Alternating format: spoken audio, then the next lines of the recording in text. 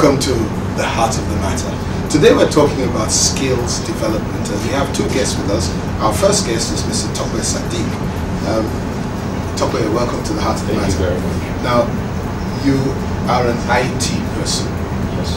but you also have convened this beautiful idea called Freedom Hall.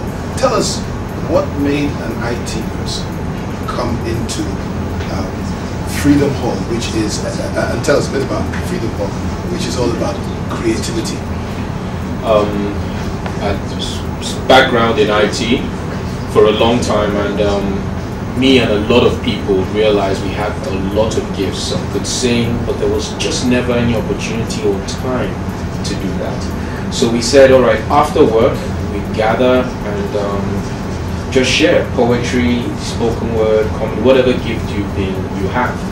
And we started that, and before you knew what was going on, it blew up. It blossomed. You are a bit of a poet yourself. Yes, I am. So you write, and then do you sort of recite? Yes, we write, we recite, because the different areas in terms of poetry. There's the written, there's the verbal, and then there's the non-verbal, which is just body in terms of either dance or whatever, but it's still poetry, so to speak.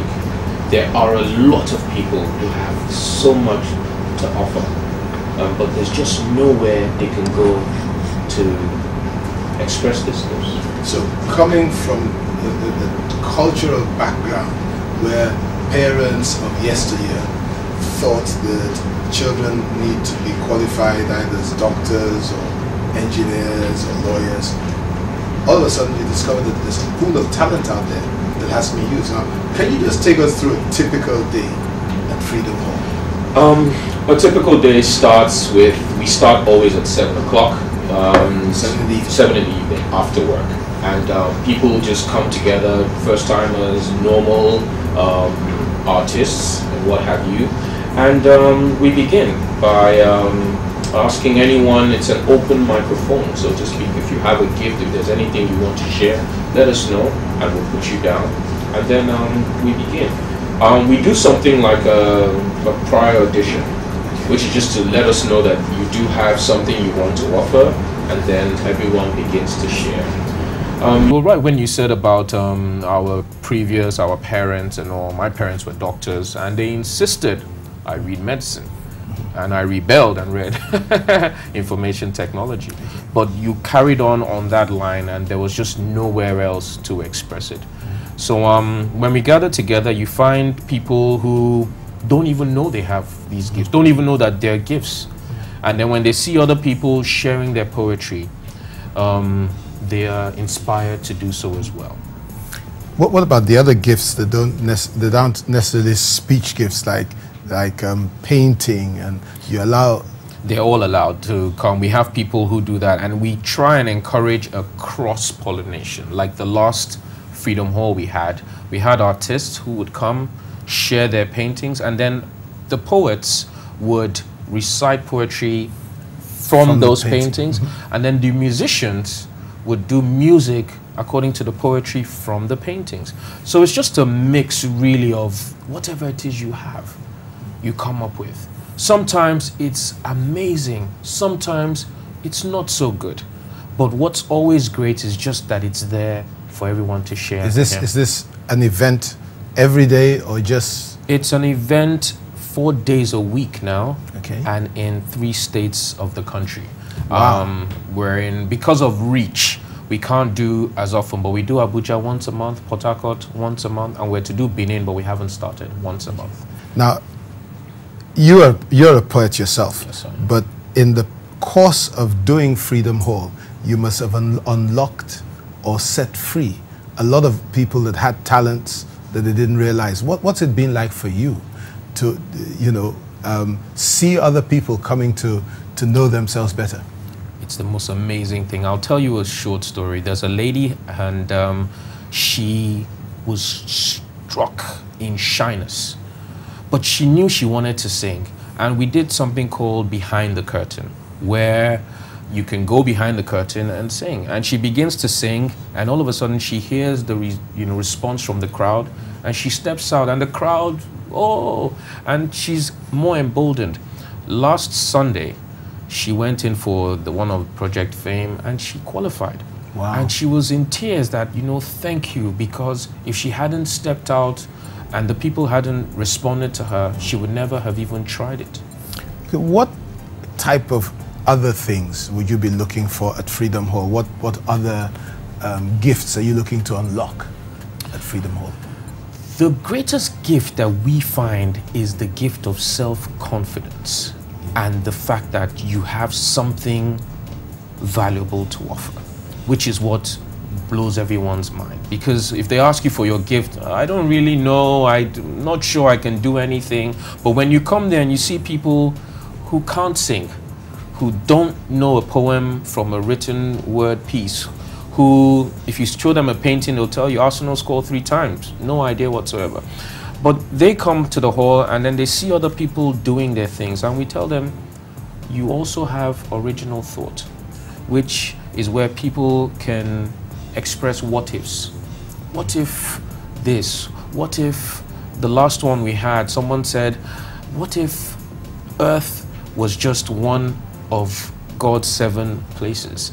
And he made 7 different places just like that, with each of us in different circumstances. One would be rich, one would be poor, one would be... What if it was like that? Just to see the kind of person you are in different circumstances. So that, giving that person the expression to think his mind through will just unlock that creativity in them. When they go out, they become emboldened to do things they would never normally have done, which might not be poetry or the music, but just that, okay, I can do this, and they begin to do it. One last question before we go on our break. There's a lot of people that use their creativity ability to create scams, the 419ers. Do you think that you can take them and direct or help them channel their creativity into more positive avenues? Honestly, what I encourage really is the creative part. And I think if we gave them an opportunity to channel that in a way that is forthright, I don't know how we can tell them not to be, because it's still part of the creative part of Nigerians and Africans as a whole. But if you tell them from their youth that, hey, there's another way that can give you these things that you want without of being evil, of going against the law, then a lot of them will. Some might not, because no matter what it is you do, some people will stay on that line. But if you can say, hey, this thing you have, if you put it out there in a proper way packaged, you can make something for yourself and your family. I'm sure a lot of them will try other matters. Thank you. We're going to go on a break now, but we'll be back with you later on in the program. Viewers, we'll be back after a break with our next guest, and Mr. Tope Sadiq will be back before the end of the show. Stay tuned to The Heart of the Matter.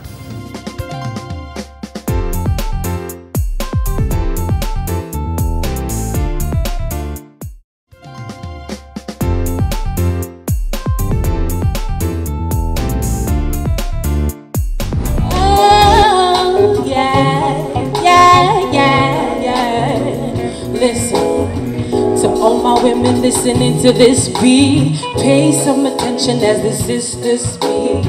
I'm getting tired of all the negativity. Hello, my name is Amaka. I'm a singer. My name is Sage Hassan, a spoken word poet. Hi people, my name is Jumoke Alaode James. I organize events. My name is Torpedo Mascal. I'm an IT consultant during the day, and I'm a poet at night. I be you know no say you are a queen. I be you know no say you are a diva. Coming to Freedom Hall has opened my eyes up to possibilities of doing more things with other people, collaborating with other people. It is a spirit. It has an attitude of liberation, an attitude of upliftment, you know, and most importantly, there's one thing that I notice here, that you are truly, truly free to express yourself like you want to. I can walk for miles, so my name is not David. I love music, babies. They are my destiny's child and they are in vogue. These 3 little women who give me TLC, tender love and care. My father's name became George for when I was a boy. My daddy wasn't puffy. He was a biggie because I was small. A teeny weeny beanie man. I was notorious, wanted to be fabulous. All I ended up being was bad boy. Now I got 2 face because I was paid with mace. But thanks to Jehovah, I can Rockefeller, making cheddar before the ink dries in the paper. Freedom Hall has given me that opportunity to come out of myself and to give back what God has given all of us, which is your talents, your gifts, and your abilities. We don't even know what to expect on every night. It's always different. It's new every day for us. We go away and we're saying, wow, that was really nice. Did you hear what that guy said? You know, maybe some comedian or somebody comes to Freedom Hall for the first time and they just blow your mind off.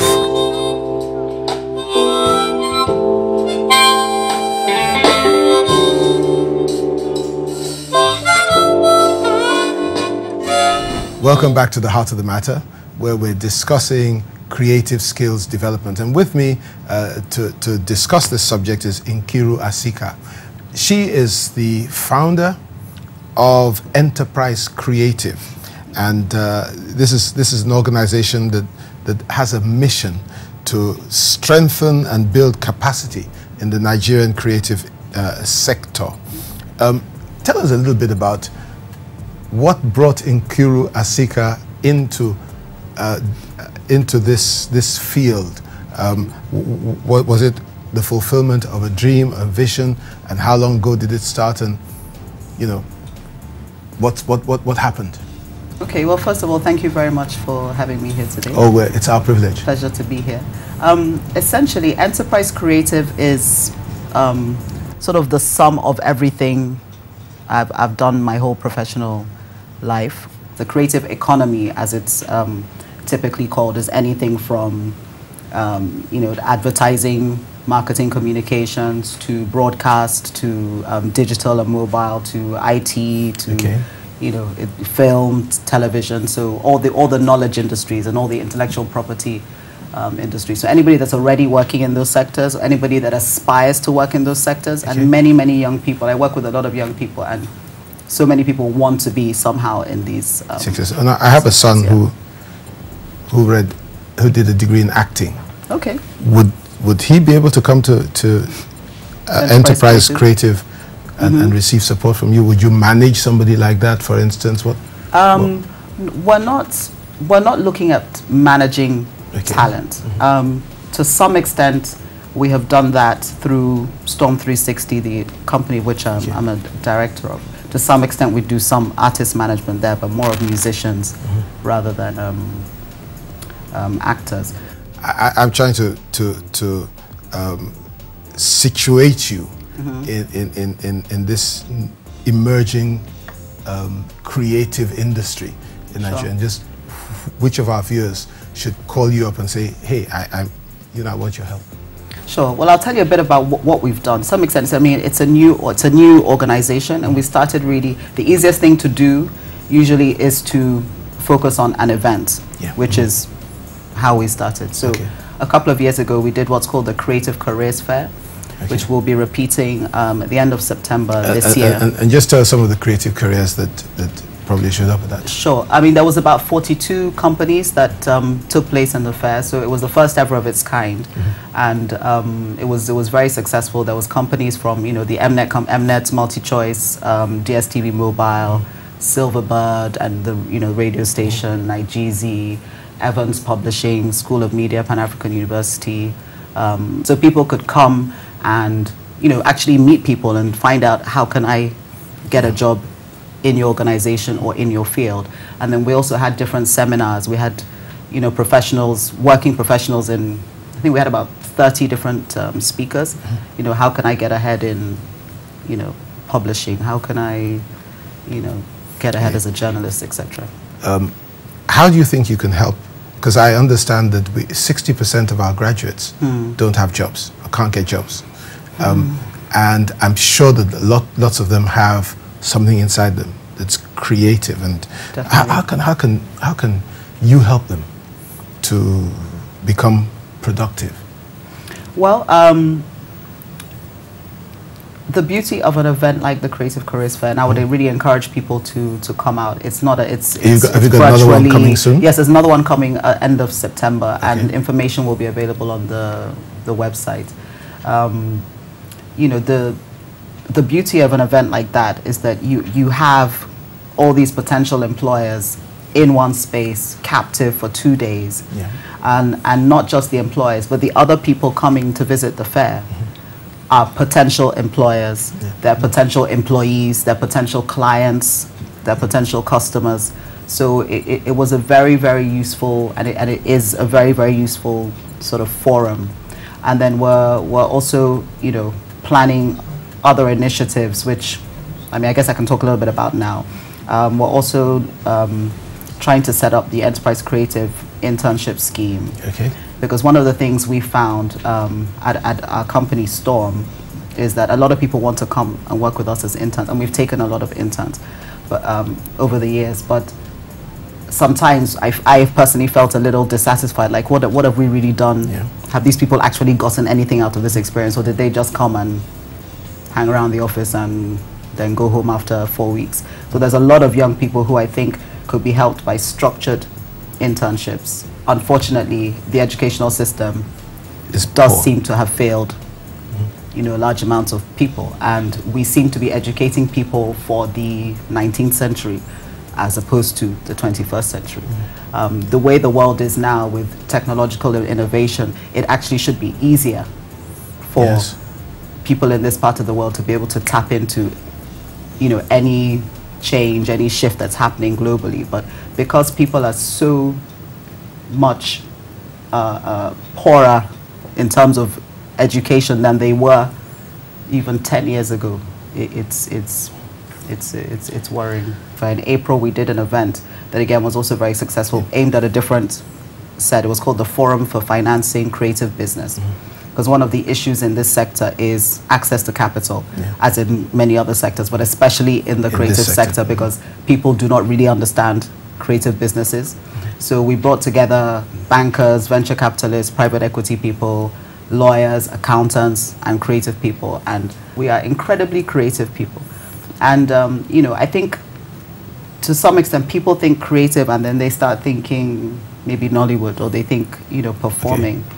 But so much of everything we do, and so much of our history and so much of our story, things have changed so much in the last couple of years, and are going to change even more in terms of the understanding and the acceptance and the import that the government, you know, and the organized private sector is beginning to place on this industry, because they've looked at the rest of the world, they've listened to UNCTAD and UNDP and ILO and all these people who've done reports on the creative industries globally, and who have been able to show that, look, the creative industries contribute a huge amount to many nations' GDP, and it should be the same in Nigeria. I mean, there's some country, I mean, the Scandinavian countries are mostly known for design. What is design? It's craft. What has happened to our craft?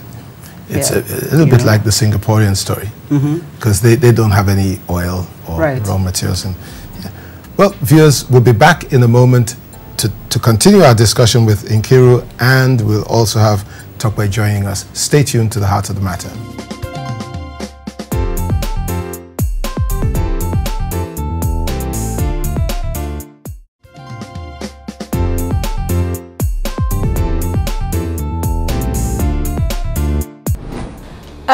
The British Council, we've achieved our aim of transferring creative skills to Nigerians in a number of ways. I think at the heart of what we've been able to achieve is partnerships. Because on our own, there's a limited amount that we can do for various reasons, budgets, networks, you know, just the way we're set up, what we're allowed to do. So as I said, the key heart of it is partnerships. So some examples I can give. We've worked with Rivers State Government, for example, and in that partnership we trained a number of young creative entrepreneurs from Rivers State, and then the state government gave them seed funding for their creative industries businesses. So it's those sorts of partnerships that allow us, you know, go beyond the limited capacity that we have. We've worked quite a lot with Bank of Industry. to train creative entrepreneurs across Nigeria. We work with various other partners. For example, we work with the Lagos Fashion and Design Week to do various types of training for fashion entrepreneurs. So we have the Designer Awards as part of Lagos Fashion Week. And what happens with that is that the sponsors of the Lagos Fashion and Design Week provide a cash prize. But what we as the British Council do is that the shortlist of last year was 12 people. This year, I think it's 20. We provide master classes for them using facilitators from the UK. And it's various things, teaching them how to do a collection, teaching them how to set up a design label, you know, just introducing them to the business of fashion, all linked to the fact that there's limited opportunity for them to go and learn these skills in institutions in Nigeria. So when you've picked people that you recognize as having potential, we feel like the value that we can bring is helping them to develop those skills. We also do, at Lagos Fashion Week, we also do the Young Fashion Entrepreneur Awards. And what happens there is that the winner of that category also gets a cash prize from the sponsor. But then what we then do is take that person to the UK on a tour of the fashion industry in the UK. And as part of that tour, they have seminars, they have one-on-one discussions with, you know, people from the fashion industry that they want to meet, that sort of thing. And it's also a networking opportunity for them because there are 20 countries that participate every year in the Fashion Entrepreneur Awards. So whoever goes from Nigeria gets to meet 19 other young fashion entrepreneurs from emerging economies around the world. So that means 19 potential collaborators that they can then go on to work with. So yeah, as I say, partnership is at the heart of how we achieve our aims. Welcome back to the final segment of The Heart of the Matter, where I'm talking to both Nkiru Asika and Tokwe Sadiq. One last question for both of you, and let's start with Nkiru. If you had a wish or a number of wishes, what would you want to see happen to create an enabling environment for this thing that you are so passionate about? Yeah, I think it's definitely a number of wishes. I think first, one of the things that we've already touched on, which is creating a more robust, a more competitive educational environment that will allow people to come out with the skills that they actually need to be employable, and not just to be employable, to become entrepreneurs, because there's never going to be enough jobs for everybody. People have to start creating jobs by being entrepreneurs. So that's one. Two, access to capital. You know, I think there's a lot more that can be done to fund small and micro entrepreneurs, which is the bulk of the economy. Everybody does not have collateral to go for a bank loan, and and there's a lot of people that have fantastic ideas and really could be contributing a lot to the economy if there was just more access to funds, and I think people would be responsible with such funds. Third one, one that you brought up, piracy. We need, you know, better, stronger rights protection, and I guess the last one would be something that every Nigerian would want, which is power. Because if we had power, that would absolutely that would change change the game for everybody. An overhaul of our educational system. Yes. Because the content just doesn't match the requirements right now. Yes. So that was number one. Number two was access to capital. The piracy, knocking out piracy, and then power, which I'm sure that everybody says, yeah. Power and infrastructure, just general infrastructure would help everybody. Yeah. And then Tokwe, what about you? I would wish for opportunities for these creative people in different, like in government.